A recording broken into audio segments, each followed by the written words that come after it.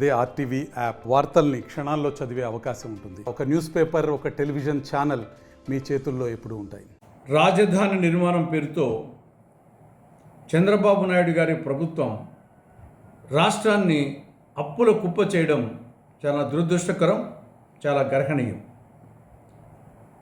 ఆంధ్రప్రదేశ్ పునర్వ్యవస్థీకరణ చట్టం section 94 subsection 3 ప్రకారంగా రాజధాని నిర్మాణానికి కావాల్సిన నిధులు కేంద్ర ప్రభుత్వము గ్రాంట్ రూపంలో ఇవ్వాలి.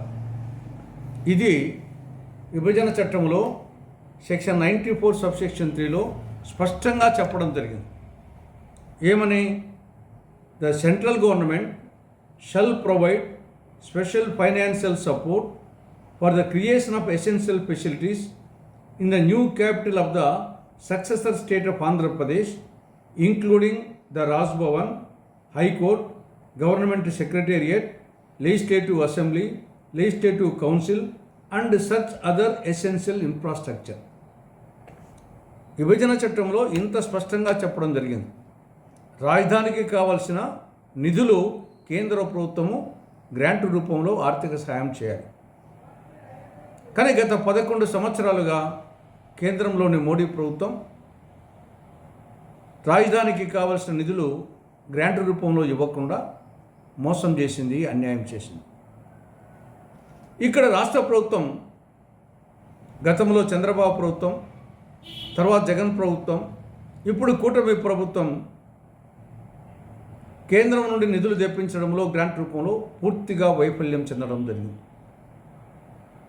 పేరుకే డబుల్ ఇంజన్ కానీ ఇది ట్రబుల్ ఇంజన్గా తయారైంది. ఇప్పటికే రాజధాని కోసం రాజధాని పేరు చెప్పి 31,000 కోట్ల రూపాయలు అప్పు చేయడం జరిగింది. ప్రపంచ బ్యాంక్ నుండి 7,500 కోట్లు,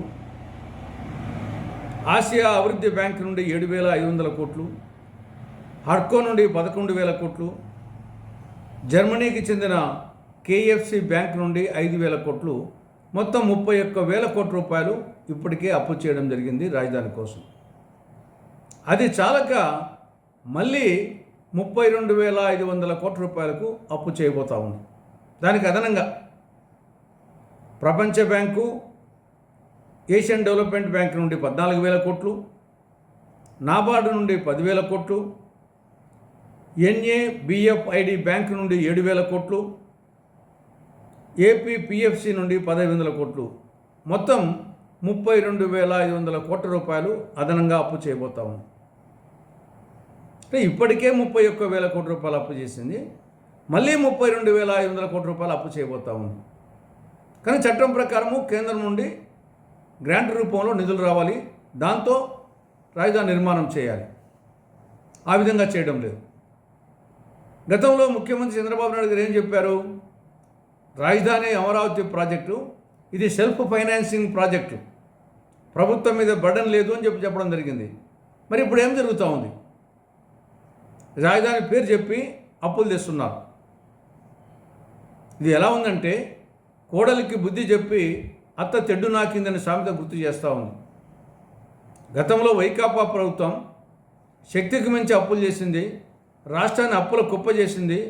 మేము అధికారంలోకి వస్తే ఆ విధంగా చెయ్యము అని చెప్పేసి కూటమి పార్టీలు చెప్పి మేము సంపద సృష్టిస్తాము, ఆ విధంగా రాష్ట్రాన్ని డెవలప్ చేస్తాము అని పెద్ద పెద్ద మాటలు చెప్పి ఇప్పుడు అలవిగానే అప్పులు, ఆల్ టైమ్ రికార్డ్ అప్పులు చేస్తూ ఉంది. ఇది ఏమాత్రము సమంజసం కాదు. ఇప్పటికైనా చంద్రబాబు ప్రభుత్వం కేంద్ర ప్రభుత్వం నుండి గ్రాంట్ రూపంలో రాజధాని నిధులు తెప్పించండి, తర్వాత సెల్ఫ్ ఫైనాన్సింగ్ ద్వారా దాన్ని పూర్తి చేయండి. అంతేకాని రాజధాని పేరు చెప్పి రాష్ట్ర ప్రజల మీద అప్పుల భారం మోపొద్దని చెప్పేసి కాంగ్రెస్ పార్టీ రాష్ట్ర ప్రభుత్వానికి సూచిస్తూ ఉంది. మరిన్ని వీడియోస్ కోసం ఛానల్ ని సబ్స్క్రైబ్ చేయండి, లేటెస్ట్ అప్డేట్స్ కోసం వాట్సాప్ ఛానల్ ని ఫాలో చేయండి అండ్ లింక్ డిస్క్రిప్షన్ లో ఉంది.